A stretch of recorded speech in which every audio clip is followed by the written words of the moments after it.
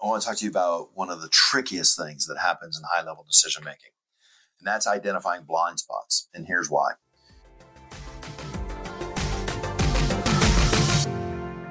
When you develop a very successful decision-making framework within your organization, we develop a lot of defenses around that. Those defenses are trying to protect the efficiency of the operation, protect the success, keep a good thing going as long as possible.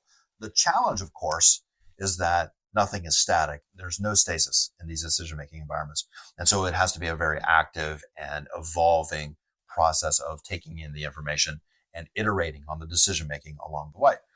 I'm going to tell you a story and set this up in a moment, but I'll also tell you that I've been stung by it myself. And there's no lesson that sticks harder than when you've been burned by your own mistake, when you've taken the loss, when you've taken the W, and then you have an opportunity to reflect upon it and learn from that. And so the trick here is, how do we get the learnings instilled, and how do we integrate an understanding of the potential problems of blind spots into a high-level decision-making process well in advance of taking the loss? Here's a story. It's about Joe Cassano, who was the CEO of AIG Financial Products. Very successful executive, had taken over the hedge fund, which was a subsidiary of AIG, the global financial behemoth. He had taken a singular product, which was a derivative in the housing finance sector, and then scaled it to build a really strong financial engine around it that, quite frankly, print cash.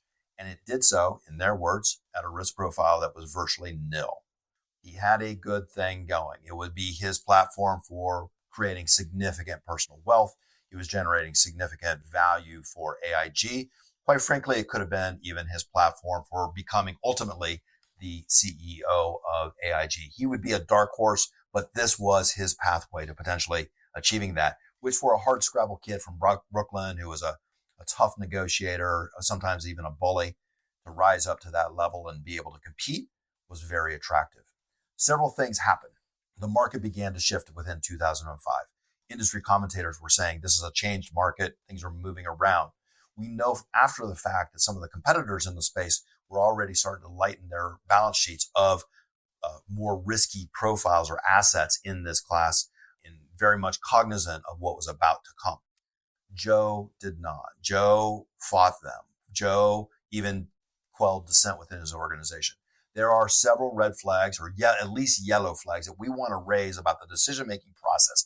These are the sorts of things that you need to integrate into your own decision-making process, which include tampering down unduly internal dissent. You have to be able to listen to the dissent, understand the positions, take what is most valuable, and then be able to work through it.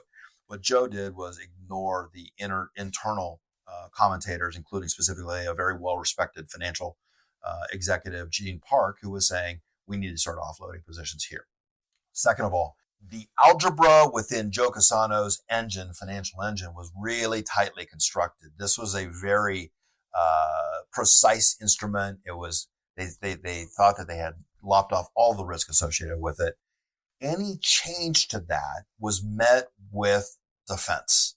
He couldn't envision the variables in his algorithm changing.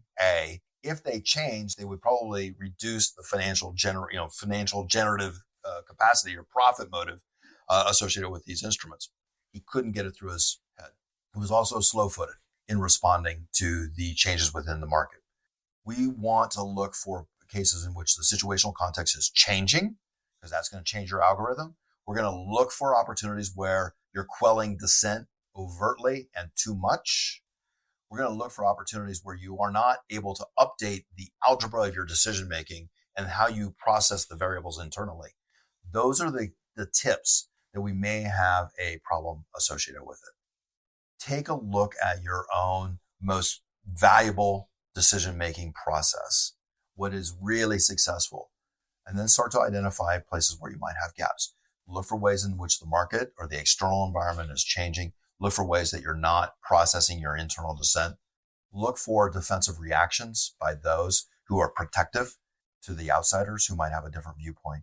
And make sure you stay really close to the whole process. That's it for now. I'll talk to you soon.